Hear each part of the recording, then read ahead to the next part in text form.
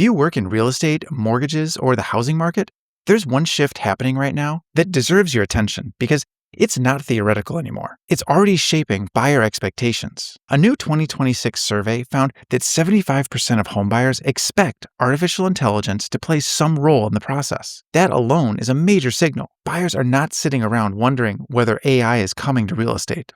Many assume it's already here. They expect it in search, recommendations, mortgage workflows, insurance interactions, and digital property experiences. Now, that headline could lead some people to the wrong conclusion. You could look at that and say, well, that probably means agents matter less, loan officers matter less, and the process becomes more automated from end to end. I don't think that's the real takeaway, though, because when you look deeper into the same conversation, you see something more nuanced and much more useful for real estate professionals. Buyers may expect AI, but they don't fully trust it. A significant share still wants a human in the loop. Some would even pay for a human expert to verify an AI-driven decision. And in the US, trust in AI tools for home search has actually dropped compared to last year. That matters. It tells us the real estate market is not moving toward a machine-only future. It's moving toward a balanced future where technology handles more speed, more convenience, more front-end sorting, and more repetitive workflow, while people remain essential for judgment, context, explanation, negotiation, and trust. And that's where I think the opportunity is. If you're an agent,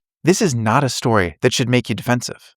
It should make you strategic. The average buyer does not care whether a task was completed by AI or by a person. They care whether the process feels easier, clearer, faster, and safer. If AI helps them get answers quicker, narrow options faster, understand financing earlier, or move through paperwork with less confusion, they're probably going to welcome that. But when the stakes rise, people still want a real person. They want someone who can explain the gray areas.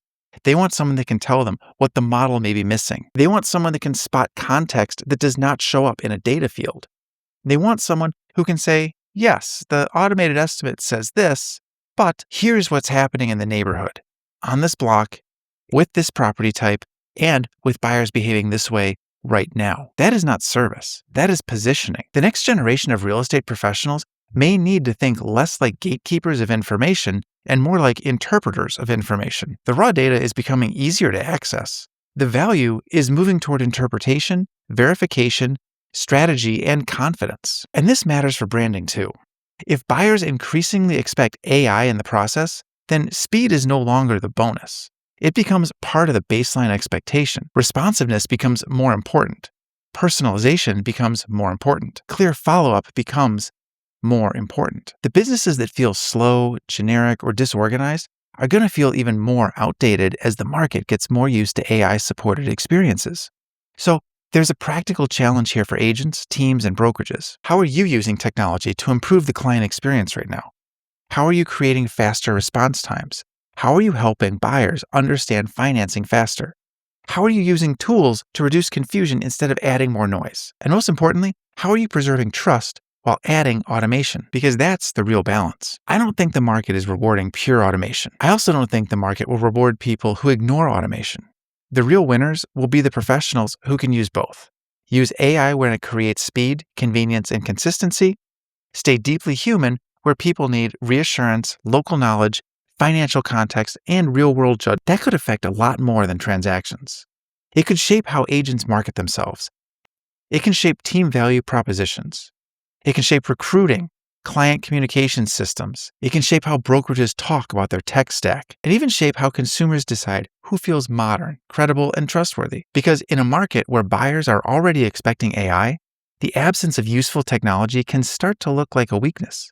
But in a market where trust is still fragile, and over-automation can become a liability. That's the tension. And frankly, that tension creates opportunity for professionals who know how to navigate it. The message I would take from this trend is simple. Real estate is not becoming less human.